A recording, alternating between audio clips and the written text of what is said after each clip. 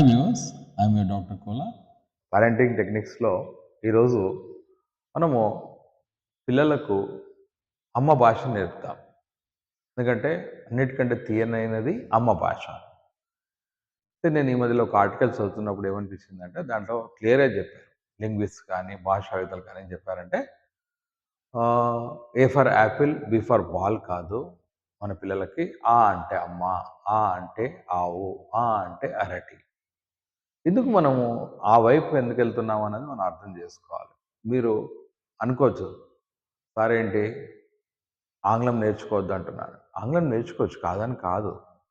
కానీ ఒక పరిశోధన ఏం చెప్పిందంటే ముందు మాతృభాష నేర్చుకున్నట్టయితే, ఒక్కసారి మాతృభాష నేర్చుకున్నట్టయితే ఆ మాతృభాష అనేక భాషలు నేర్చుకోవడానికి ఉపయోగపడుతుంది.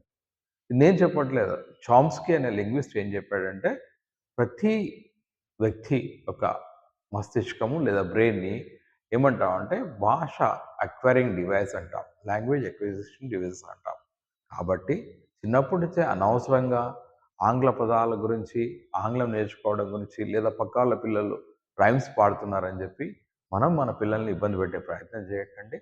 ఎందుకంటే ఎప్పుడైతే మన పిల్లలు మన మాతృభాషలో మాట్లాడతారో, అదే సరైన విధంగా మాట్లాడతారో ఆటోమేటిక్గా వేరే భాష నేర్చుకోవడానికి ఉపయోగపడుతుంది.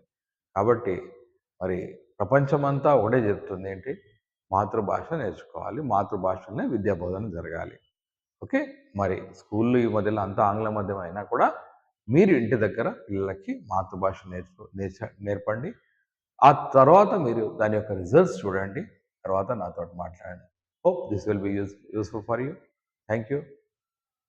Signing off doctor Kola.